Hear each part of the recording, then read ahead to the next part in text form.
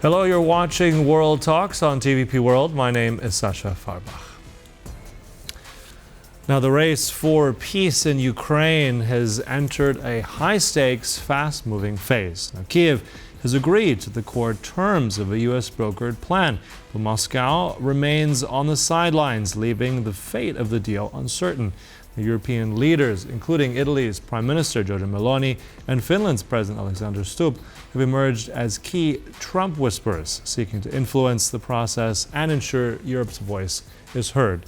Meanwhile, U.S.-mediated talks in Abu Dhabi, Geneva discussions, and the coalition of the willing meetings highlight the intricate web of diplomacy unfolding even as Russian strikes continue to threaten Ukrainian cities. We're now going to discuss the latest with Marcin Bużański, Director of the Center for Diplomacy and Negotiation. Let's begin right away with the latest. We have information that Steve Witkoff, the special envoy, is going to be sent to Moscow again. What's your take on this? Where are we with all these latest developments? Are we any closer to some kind of peace deal in your mind? I think we are still very, very far away from any kind of deal that could truly lead to a ceasefire and to stop Russian aggression. We've, of course, seen a whole flurry of diplomatic activity, and a lot of it has been aimed at tweaking this first proposal, which has clearly been designed by Russia and presented by Russian special envoy. Right now, what is on the table is supposed to have around 19 points, as opposed to the first 28 ones. They have been discussed at length with the Ukrainian delegation and U.S. delegation in Geneva. We know that there are amendments done to several of the articles there. There's been strong European input, and it has been made publicly how the European countries would like to see that plan changed. And the version that right now we can assume is on the table has made major changes to issues like the amount of troops that Ukraine can hold, in terms of putting articles about NATO and the future of NATO. They're apparently been taken out. There are a lot of other areas there that still need to be finalized and negotiated, particularly when it comes to questions of territorial changes, of any kind of territorial concessions, which are, of course, one of the most difficult ones. And these ones are supposed to be discussed directly between President Zelensky and President Trump, possibly in D.C. So whatever is right now been brought by Steve Witkoff to Vladimir Putin is most likely the latest version coming out of those two talks that already Putin is quite aware of what is there, particularly because they've been also updated, I mean the Russians, in Abu Dhabi recently. So this is really a direct one-on-one person feel out, although the response is quite likely pretty clear. Putin will reject a majority of the amendments proposed and will only signal his further willingness to engage in a peace process. I think this is the state that we are on right now. All right. Now, one of the elements is that as this continued plan, these proposals, they have different points at different times, as we've already observed the last few days. Now, one of the things is the genesis of this actual proposal that's been criticized by some. Some are saying this is actually very much come from a Russian kind of way to influence Donald Trump to get the most. Now, I want to get your sense and what we can take from this. Now, we have an apparent leak. Now, this comes by way of Bloomberg just this morning, of an apparent phone conversation. There's a transcript between two top advisors of Putin. Now, this came from October, and I'm saying, like, if this can be confirmed, if this is something that we can confirm, I just want to try and get your sense of it. Now, in there, it does say that these two advisors very much pushing for maximalist demands from Ukraine, trying to also cajole and try to push Witkoff and Donald Trump. If that's to be, let's say, confirmed, right now we're not saying that it's so, what does that, if anything, change the optics and the position of the United States and Ukraine in this process? I don't think it will change much because it was very clear from the beginning that the positions of Steve Witkoff and of a number of people close to Donald Trump, such as Vice President J.D. Vance, such as Jared Kushner, has been quite close to what Russia has been presenting, and they've been suggesting that normalization of ties with Russia, particularly on the business front, is in the interest of the U.S. and should happen. So there's not really much of a surprise here. Perhaps a little bit of the kitchen showed diplomatically, which shouldn't really be the case with a U.S. envoy being so close to Russia when it comes to cooking up this plan, to use such a term. But what matters really is what is Russia going to do now? And frankly speaking, Russia can only to a certain moment prolong the peace process game until it really has to state that what is already known. It does not want peace. Vladimir Putin does not want this deal to succeed. He's put maximalistic demands for the very reason he'd know they'd be rejected.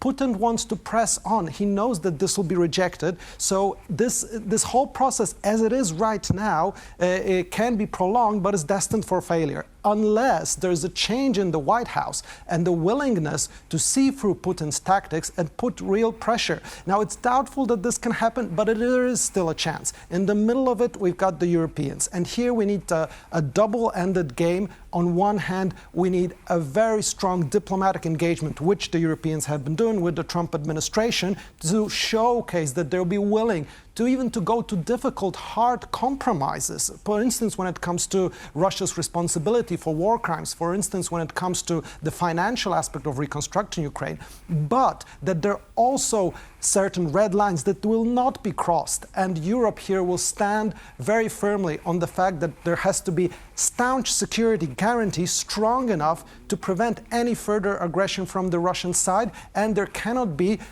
giving Russia the territory that opens up Ukraine vulnerably to an attack and reaching the Dnieper line. Now, that has to be backed very strongly by Europe, even in a possible scenario that the US backs out completely. So these things are in play right now. And I think bottom line is that we'll come very, very close to something that could be acceptable to Ukraine and the Europeans. I think some version of this deal is without certain finalizations already on the table. But the very fact is that Russia doesn't want it. And the big question is what Russia will do now with it. Mm-hmm. I want to come in on that a little bit further, Marcin. You did say the Europeans have to compromise, but it also very much is expected the Europeans jump in more diplomatically.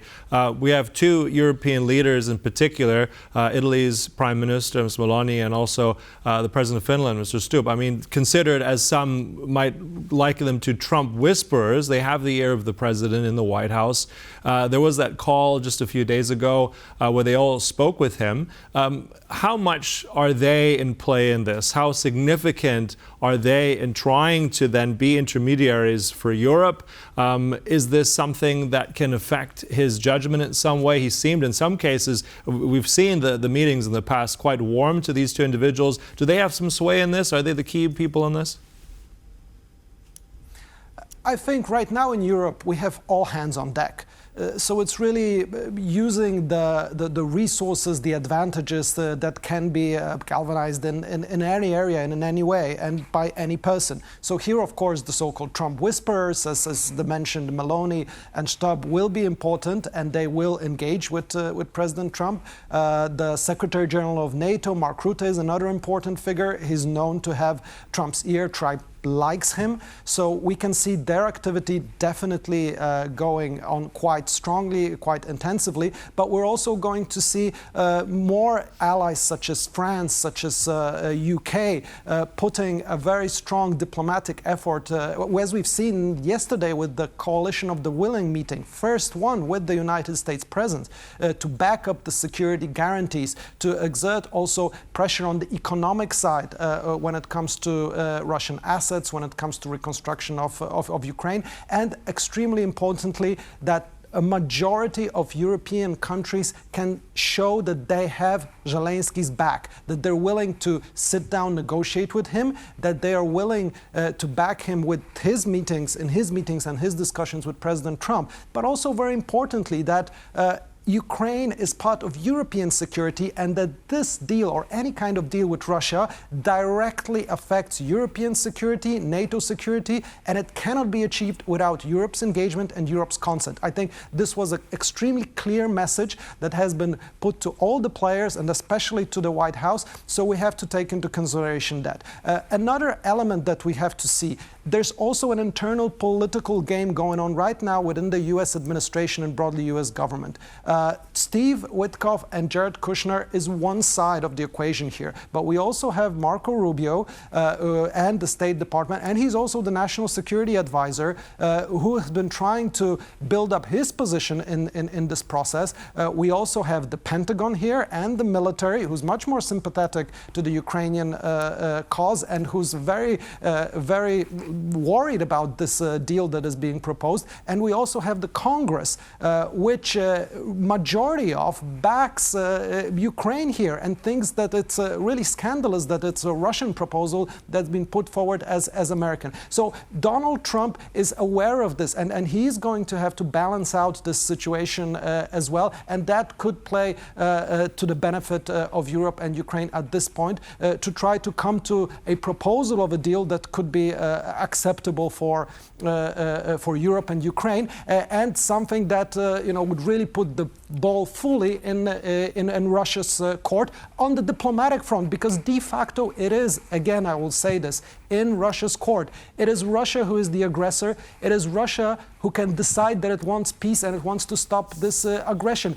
Putin has not made that decision yet. He wants to have a war of attrition. He wants to pursue, so he sees this peace process as a way to put a thorn between NATO and Europe, and between the US and Europe within NATO. This is his objective. So this game has to be played around this objective to show that there is unity and to put the blame on Russia on the failed process.